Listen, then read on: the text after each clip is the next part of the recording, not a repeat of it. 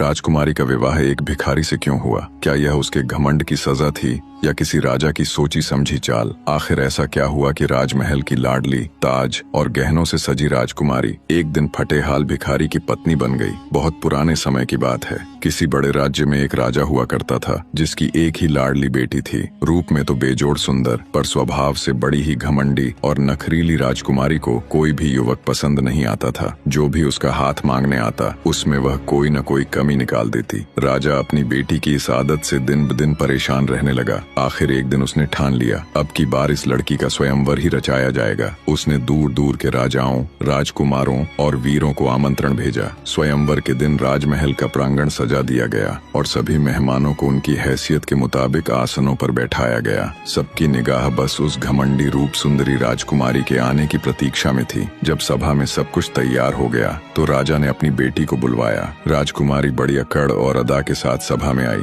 उसके चेहरे पर घमंड की कोई कमी न थी। उसने एक एक कर सभी वरों को देखा और हर एक में कोई न कोई खोट निकालने लगी। किसी को देखकर तिरस्कार से बोली, यह तो बड़ा मोटा है। दूसरे को देखकर हंसी उड़ाई बोली, यह तो बिल्कुल दुबला पतला है। किसी की ऊंचाई पर तंज कसा, अरे यह तो मेरे कंधे तक ही आता है। और किसी के लाल चेहरे को देख खिलखिलाकर बोली, यह तो पके हुए तरबूज जैसा है। सभा में बैठे वर अपमान से सिर झुकाकर उठते चले गए। तभी उसकी नजर एक राजा पर पड़ी जिसकी नाक कुछ लंबी थी। राजकुमारी खिलखिलाकर हंस पड़ी और बोली, अरे इसकी तो नाक देखो, जैसे कोई लंबी पतली सुई हो या गिलहरी की पूंछ उल्टी कर दी हो। सभा में एक पल को सन्नाटा छा गया। राजा अपनी बेटी की इस हरकत से जल उठा। उसका चेहरा गुस्से से लाल पड़ गया और फिर घोषणा करते हुए बोला, इस लड़की ने स्वयंवर में आए राजाओं और राजकुमारों का जो अपमान किया है उसकी सजा अब इसे भुगतनी होगी। मैं प्रतिज्ञा करता हूँ कि इसका विवाह अब उस पहले भिखारी से करूंगा जो मेरे द्वार पर भीख मांगने आएगा। सभा में सन्नाटा और गहराया।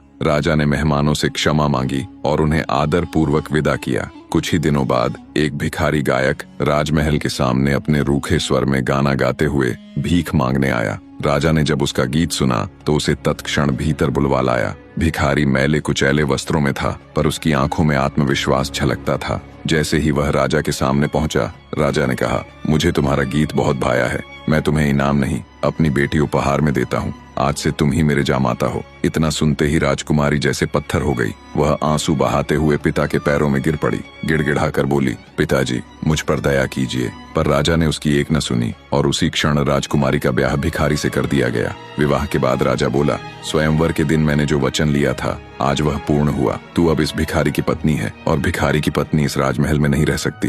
अपने पति के साथ वहीं जा जहाँ उसका ठिकाना है। बेचारी राजकुमारी को आंसू लिए अपने पिता का महल छोड़ना पड़ा। न कोई रथ, न कोई दासी, न कोई सवारी, केवल उसका भिखारी पति और वह स्वयं। चलते चलते जब वे एक सुंदर बाग से गुजरे तो राजकुमारी ने पूछा, यह सुंदर बाग किसका है? भिखारी बोला, यह बाग लंबी नाक वाले राजा का है। अगर तुम उसी से ब्याह कर लेती तो यह बाग आज तुम्हारा होता। इतना सुनते ही राजकुमारी मन ही मन पछतावे से भर उठी और सोचने लगी, काश मैंने उसी लंबी नाक वाले राजा से शादी कर ली होती। आगे चलकर वे एक बड़ी भव्य नगरी में पहुंचे। राजकुमारी ने फिर पूछा, यह इतना सुंदर नगर किसका है? भिखारी ने फिर वही उत्तर दिया, लंबी नाक वाले राजा का। राजकुमारी फिर पछतावे से भर उठी और मन ही मन सोचने लगी, काश मैं उसी राजा की रानी बन जाती। भिखारी ने उसका चेहरा देखा और गंभीर स्वर में कहा, मुझे अच्छा नहीं लगता कि मेरी पत्नी किसी और पुरुष के बारे में सोचती रहे। इतना सुनते ही राजकुमारी की आंखें भर आईं, पर उसने कुछ नहीं कहा। चुपचाप उसके पीछे कदम बढ़ा दिए। चलते चलते वे एक छोटे कच्चे से घर के पास पहुंचे।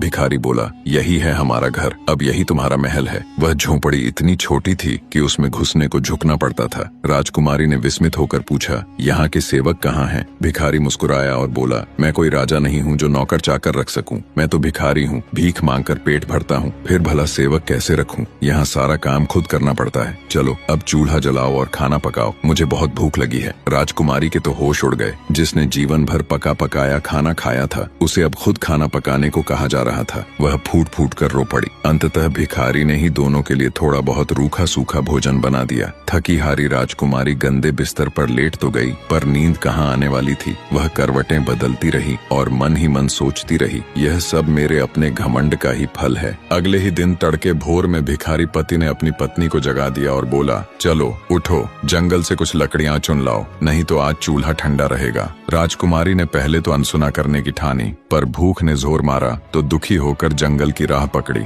जंगल के झाड़ झंखाड़ में रोते धोते उसने लकड़ियां बटोर लाई। ऐसे ही दिन पर दिन यूं ही बीतते गए, न सुकून मिला न आराम। घर में जो थोड़ा बहुत अनाज था वह भी धीरे धीरे खत्म होने को आया। तब भिखारी ने कहा, देखो, इस तरह हाथ पर हाथ रखकर बैठे रहने से अब पेट नहीं भरेगा। मुझे भीख मांगना अच्छा नहीं लगता, क्योंकि एक राजकुमारी मेरी पत्नी है। अब हमें ऐसा कुछ करना होगा जिससे हम दोनों इज्जत की रोटी कमा सकें। इतना कहकर वह जंगल गया, वहां से बांस काट लाया। बांसों को चीर कर उसने टोकरी बुननी शुरू की और बोला, तुम भी सीखो, हाथ लगाओ। फिर डर के मारे राजकुमारी ने कोशिश तो की, पर बांसों की धार ने उसके कोमल हाथों को लहूलुहान कर दिया। खून से सने हाथ देखकर भिखारी बोला, अरे ये काम तो तुम्हारे बस का नहीं, रहने दो। चलो अब मैं तुम्हारे लिए चरखा लाता हूँ, तुम रुई काटना सीखो। अगले दिन वह चरखा और रुई ले आया, पर जैसे ही राजकुमारी ने तकले को घुमाया, तकले की नोक ने उंगलियां छलनी कर दी। भिखारी ने सिर पकड़कर बोला, अरे तुमसे तो कुछ भी नहीं होगा, मैंने तो अपने गले मुसीबत डाल ली है। अब कोई ऐसा काम ढूंढना होगा जो तुमसे हो भी जाए और खून भी न निकले।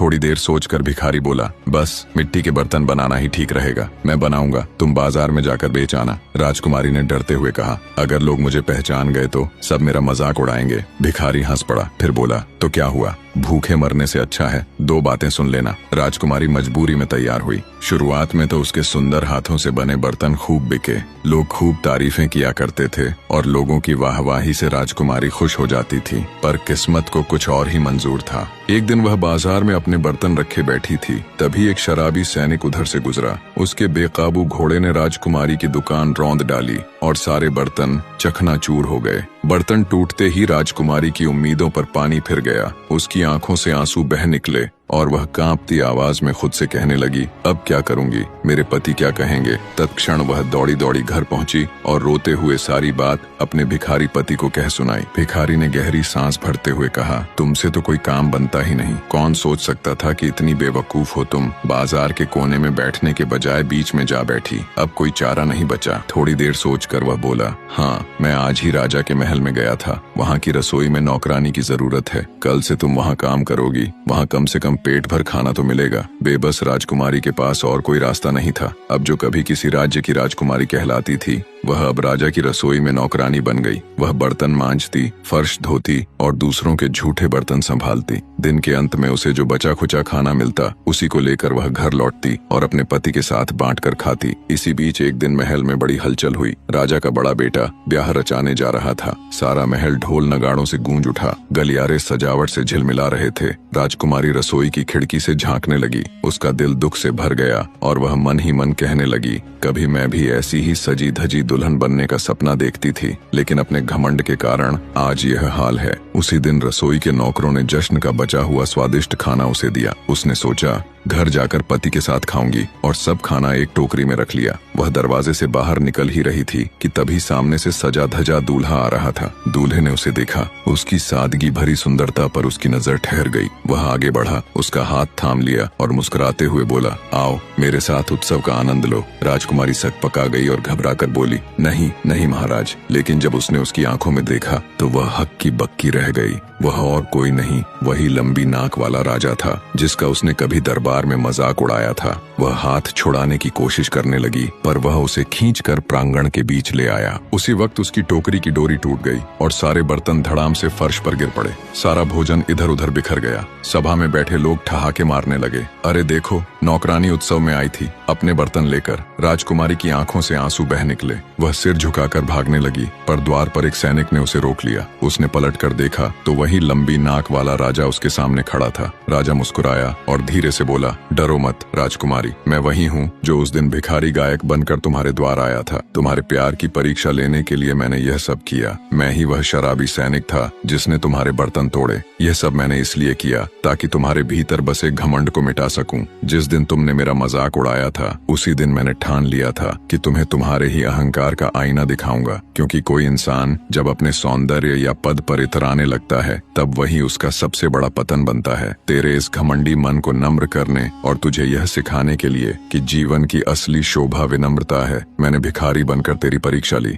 यह सुनते ही राजकुमारी फूट फूट कर रो पड़ी। उसकी आंखों से आंसू धार की तरह बह निकले। वह कांपती आवाज में बोली, महाराज, मैं गलत थी, मैं आपके योग्य नहीं थी। मैंने आपको अपमानित किया, आपका उपहास उड़ाया, और आज समझ पा रही हूँ कि सच्चा सौंदर्य चेहरे में नहीं चरित्र में होता है। लंबी नाक वाले राजा ने उसके सिर पर हाथ रखा और बोला, बस करो, अब धैर्य रखो, बुरे दिन बीत चुके हैं, अब हम अपने मिलन का उत्सव मनाएंगे। इतना कहते ही नौकरानियां आईं। वे राजकुमारी को कक्ष में ले गईं और उसे रेशमी व जरीदार कपड़े पहनाए, उसके बालों में फूल सजाए और माथे पर टीका लगाया। थोड़ी ही देर में सजी धजी राजकुमारी उत्सव में आई। संयोगवश उसका पिता भी उसी समय वहाँ पहुँचा। जैसे ही उसने अपनी बेटी को देखा, उसने उसे गले लगाया और कहा, बेटी, अब तू समझदार हो गई है, अब तेरा असली जीवन शुरू हुआ है। राजकुमारी की आंखों में शर्म और खुशी दोनों तैर रही थीं, और वहीं सबके सामने उसकी लंबी नाक वाले राजा के साथ पुनः शादी हुई। राजकुमारी और उसका लंबी नाक वाला राजा हमेशा खुशी और प्रेम से रहने लगे। दर्शकों,